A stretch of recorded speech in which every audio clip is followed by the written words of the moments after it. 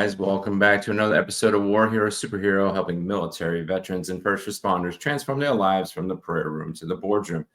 You know who I am. You know I'm the host. We're in our superhero battle room. If you didn't recognize it, this is what it looks like. If you want to upgrade it, go send me a great photo that looks a little more militaristic. Today's guest is Steve Weston. He is a military man who served his country and is now serving our community by empowering veterans in the tech industry. I'm going to bring him forward and he's going to share how he goes over and does that. Hey, Steven, do I have you? Steve. Hey, Daniel, how are you? Good morning. Doing good, doing good, doing good. So let's get into your story because this is what it's all about. What inspired you to join the military many minutes or many moons ago? Sure. So I come from a multi-generational military family. So my father served, my uncles that served, going all the way back. I even have folks in the next generation that are serving too. So it was kind of apparent when I was growing up, right around the age of like 10, 11, that this was kind of the route that I wanted to go. So my family was very supportive, and then I enlisted right after high school, and then here we are. That's really cool. I have a sub question of that. Did all your siblings join the military too, or were you the only one? No, I was the only one of my siblings, but I have some cousins that have joined since. That's really cool. I'm the exact opposite of the generation. Like no one was in my family except for my uncle, and then everybody else wasn't. So when I joined, it was not so endorsed initially. So I was just intrigued by that. Like if the other kids are like, yeah, I'm going corporate, and they're like, what? So I was just curious on that. So that's really cool. So how long did you serve and when did you leave? Sure. I served 22 years on the dot, and I got out in August of 2022. And I was in the Air Force. Yeah. We usually have our people take a guess in the episodes and whatnot, but yours with the hat and the stuff in the back, unless they're not military, it was pretty obvious. So yeah, I don't have a shadow box, so people would probably never guess where I'm from. So I didn't get one of those fancy ones. Oh, maybe you can make that like you could have a contest. Whoever guesses it correctly on the dot, Mm-hmm. Or maybe if someone wants to build a shadow box, I retire 18 October. But I want people to do it because they like me and not because they're forced, those forced retirements. I'm like, say people ask like, hey, you want to do retirement? I'm like, I actually want people that want to be there. I want people that actually want to volunteer, and you have to give me freedom to manage my retirement ceremony. If you're going to make me do the standard traditional and everything else, I'm like, not so much fun. So we'll see if somebody steps up. But so far I'm punching out like Homer Simpson, going into the bush and fading. So in 2022, it was a weird time. We were getting sort of out of COVID and everything else. So how did you make your transition to a transformation? Because I have veterans now, especially with what's happening with the news and the government civilians and whatnot. We're having to forge new things. So did you have to forge a new walk? Or was it a hard transition, or was it like super easy? Like you got out and you're like, hey, baller job. Because I see some of the vets, they go over and like, I'm retiring tomorrow and I already got a 6-figure job. I'm just curious, was it an easy journey, hard journey? I was very fortunate that my last few years of service, I was a recruiting regional manager. So I kind of had already been living out in the civilian populace for a while, because most people that know military recruiters, the vast majority of us, we're not stationed on a base. We're out in the general public. If you're a recruiter out in an office, you may be the only active duty member in your entire county that you're supporting. So we're pretty accustomed to mixing it up with corporate recruiters because we attend all the job fairs, career fairs. We're in all the chambers of commerce. We're building relationships with the business leaders in that area as well. So when it came time to where I was about 2 years out from retirement, I knew exactly what I wanted to do. I have a passion for helping people. I enjoy helping people, and recruiting had afforded me the ability to do that. So getting out, I wanted to continue that into talent acquisition. And so, when I was going to retire about a couple of years before I got out, I just really started doing a lot of research, leaning in on my resume, leaning in on starting to build some, networking conversations. I started following some organizations that you may have heard of today, like Vets to Industry. They were a big part of my transition. I had a couple mentors from that organization, but ultimately, because I planned so far in advance, I was able to pivot. I was running a recruiting unit during COVID. So, in a very unique time where we went like completely virtual almost, which is like unheard of for military recruiting. And so, having kind of already went through sort of a pivot like that in that profession, when I went to go through the transition, it wasn't that hard of a thing to pivot to, so going through, some of the common things that I feel like folks that are going through the transition now can relate to is, no matter what's going on at work or the economy or government or whatever, there is nothing stopping a veteran or a soon to be veteran or even a military spouse from building an effective LinkedIn profile, engaging with people in the industries that you're looking to target, as well as scheduling coffee chats and informational interviews with folks that are in positions where you want to be. And so these were some of the things that I did. And because I was doing them pretty frequently, when it came time to transition, it was a very fluid transition. It was very smooth. I didn't have a lot of issues. And that was very good too, because instead of having to focus so much on myself, I was able to, at that point in time, turn it around and start pumping out some material to help folks coming behind me. Now, would you say because you had those couple of years in the talent management recruiting world, it was a lot easier now, but the sub question I want to ask with that is, let's go back to your prior career as a Sure. 2T2 air transportation, because me and you were both did it. You did it active duty. I did it reserve. You're pushing pallets, you're loading aircraft and everything else. Let's imagine you were that for a moment.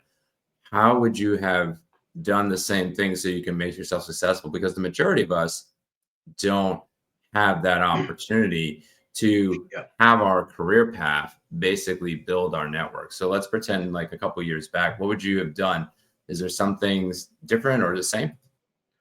I don't think it really matters what career field you're coming from. The few points that I made just a little bit ago, still hold true. But yes, recruiting did give me a little bit of an edge, and as because we're already mixing up with corporate recruiters, we know how to speak their lingo. For folks that are coming out of a career field like 2T2 air transportation, some of the things that you can focus on or lean in on is find other 2T2s that are on LinkedIn or in the area that have gotten out or retired ahead of you, that have found successful careers, and schedule some conversations with them. What did they do? What were some things that, how did they address their resume? How did they address all the hard and soft skills that we build in that career field? For example, like in air transportation, we do passenger service. Well, passenger service is full of front-facing customer service, etiquette, time and task management, just to name a few.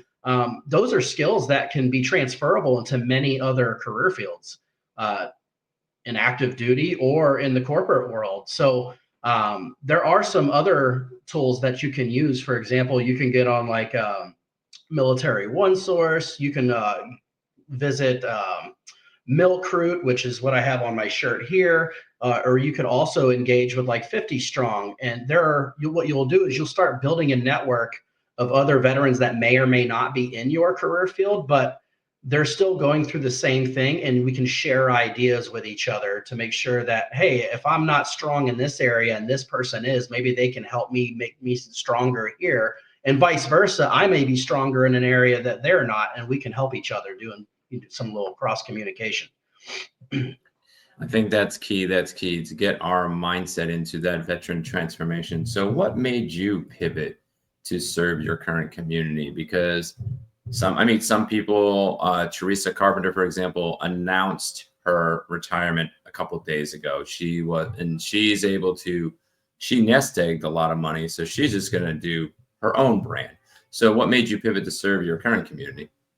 Sure. So I actually didn't start when I retired. I've been an active member of the VFW for about 20 years. So, even while I was on active duty, I was serving in a capacity with the Veterans of Foreign War in my local community. So I've held numerous positions at the post level. And then in 2019, I was selected to be an aide de camp for the national VFW commander. And I did that for 1 year. Um, so by the time I went through my retirement transition, I had already been embedded in most of my local communities that I've resided at. But I didn't get active in, this virtual space until my transition. That's when I really started to lean in heavily into LinkedIn and start, pushing out content via that platform and trying to share lessons learned and things of that nature. So it really sounds like the lesson to learn for all of us veterans is that we are already a veteran already. We don't know when we're getting out, so we should start building that civilian camaraderie as soon as possible. And even if we're PCSing from base to base, those connections could become those final connections when you do get out, if I'm summarizing that right. Yes, nonprofit organizations like the big VSOs, the VFW, the AMVETS, the American Legion, and the Disabled American Veterans organizations, they exist in almost every community. And if you really want to get involved, not only build your network, but do good in the community, in the veteran community, these organizations are available, and they're always looking for veterans to step in and provide assistance and help out. So you can build networks, especially those of us that did 20 plus years. You're not going to stay at one base your entire career, so you can literally build a network overseas, stateside, East Coast, West Coast. You could start building those networks and building that on top of each other, almost like build your foundation, and then you just keep building on top of that foundation as you progress through your career. And then when you eventually transition, you already have that foundation built. It's not as hard to keep going once that foundation's already built. Yeah, I think that's definitely key. And I think that's something that maybe if LinkedIn ever listens, that a year out is great. I mean, a year after you get out is great to have that LinkedIn premiere, but maybe even a year before. A year in, before, yeah. Yeah, because I've been trying to sign up and it's like, when is your get out date? And I'm like, oh, I'm looking for work right now. So I just put that open to work. The goal is to grow the business. I want to do this full time for our veterans and everything else. But until then, in that particular regard, I put that out there, and it's like, oh, I got to wait until my retirement order kicks in for that year. So if LinkedIn, you're listening as we're broadcasting this out, if you could push it out the year before, as long as we have a retirement order, we would love to go and have that so we can maximize our reach. Speaking of reach, you have reached into multiple different realms of life and dealt multiple different realms as we went over and looked at your LinkedIn bio and everything. But what is your secret fuel when the pressure and the tough times come? Sure. So I had a leader at one time that told me, hey, if you're not failing and learning, you're not trying, and I kind of took that to heart a long time ago, and so for me, it's the power of positivity. I have a very positive mindset. When I look at things, I find the best in things first before I find the negative.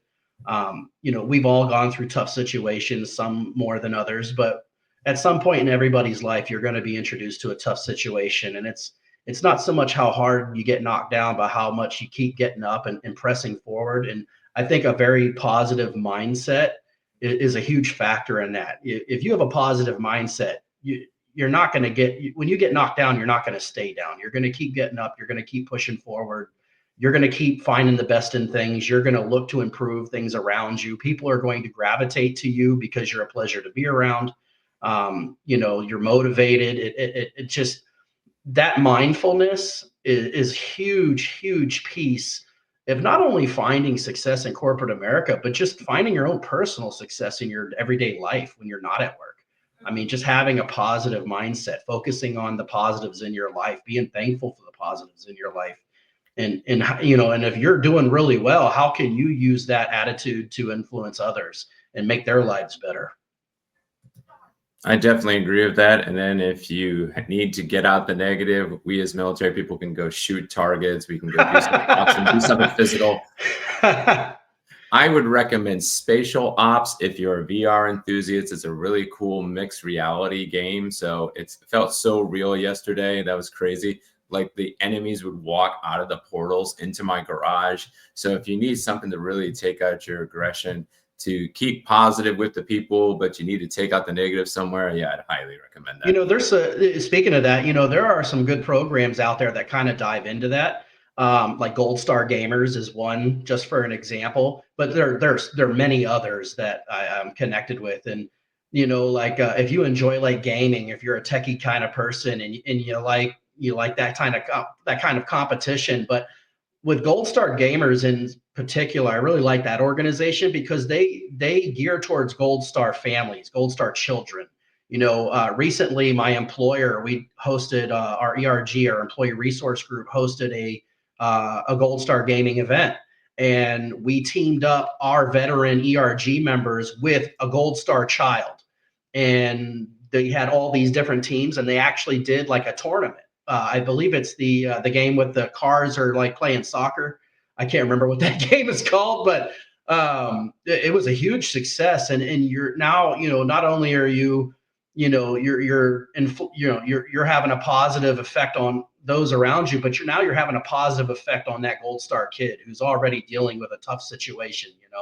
It's one cool way to kind of get into that mindset and help others.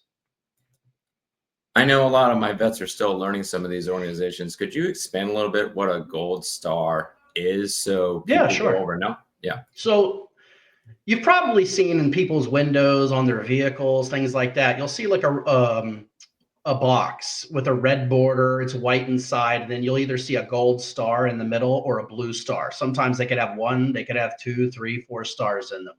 But so I'll dive a little bit deeper. So Gold Star is a direct family member of a service member who was killed in action, missing in action, POW, haven't been found yet type situation.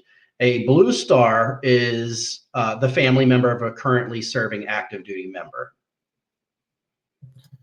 And those are good things to go over and know. So if the Gold Star or Blue Star organization is listening, we will be going to MIC, and we would love to have you on that our podcast to uplift that, because every veteran organization needs to be uplifted. So Steve, thanks for giving a little expansion on that. I never knew about the sticker. I've seen them all the time, and I just processed them as stickers and didn't know that You're the sticker right, was right. represented. So that's interesting. Now we're going to go to the super hard question, because we've already gone how you deal with pressure and tough times. 3 superhero tactics. So I want you either to think of your past self or people that you're going over and consulting. If you only had, let's say, 90 seconds with yourself or 90 seconds with a client, what 3 tactics would you give them to take them to go from surviving to thriving? I think the first one would be active listening. Listen more than you speak. Sometimes, as humans, we tend to want to always get the next word in. But I found great value in not saying anything sometimes, just being quiet and listening. Because sometimes when you do that, people are more willing to open up, give you more information, even at work. They might actually share something personal about themselves, and then you get to know those people and foster that relationship further, which down the road, when you need something and you understand people, you can approach them in a way that is effective to get done what you need to get done without being disrespectful or insensitive or anything else. I think the second one would be patience. Not everybody has the same sense of urgency as military members at times. So sometimes we need to look in the mirror and be mindful of that and tailor it back when needed. You need to know when the right time to turn that sense of urgency on and off is. I know a lot of transitioning service members, they put a lot of pressure on themselves to produce immediately, especially like in a skill bridge. But sometimes that you don't, like for example, in my current employer, we have a dynamite skill bridge program, and one of the things that we advocate and advise is, hey, our program is built to lean you in, to wean you in, a little bit at a time. You don't have to have a bunch of pressure that you need to start producing immediately. Take the first week or two to really sit and listen and learn. That goes back to that active listening. And then once you've completely wrapped your head around things, then that's when that sense of urgency and that work ethic can kick in and be effective. And then the last one I would say would be knowing how to read the room, knowing how to read nonverbal communication. If you know how to read nonverbal communication, you can very quickly pivot in a conversation, a presentation, or whatever. If you know who your audience is, you know how to engage that audience. You know how to seek information, question, or advocate, depending on what you're doing in that in that forum. I say those are definitely huge lessons that we all need to learn, no matter where we're at, military veteran or even patriots and whatnot. So, Steve, I want to thank you for going over and joining us, sharing your wisdom and thoughts. I'm going to give you the floor one more time if you want to have a shout out, whatever brand you want to go and do. Close us out with a quote, prayer, whatever you feel comfortable with, and then we'll go over and go to credit. So, thank you for joining us. Sure. So just want to give a big shout out to one of the communities that I'm a member of. You see it on my hoodie here, Milk Root. If you don't know what Milk Root is, it's an organization of former military recruiters that are now in corporate America and are looking to further help the veteran community. If you'd like to learn more about who they are and what they do, you can visit them. They have their own page on LinkedIn. Just enter in MILCRUIT, and we'll see you in the community as you get in there. And then just a last quote, something that's also helped me throughout the years is there was a quote that I read a long time ago that says, adapt and overcome. If you can learn to adapt and overcome, you can do anything. So, I think that has a lot to do with a military transition. I think it's very relevant, because that's exactly what we're doing. We're adapting and we're overcoming and we're finding success. And I think that's a good quote to live by.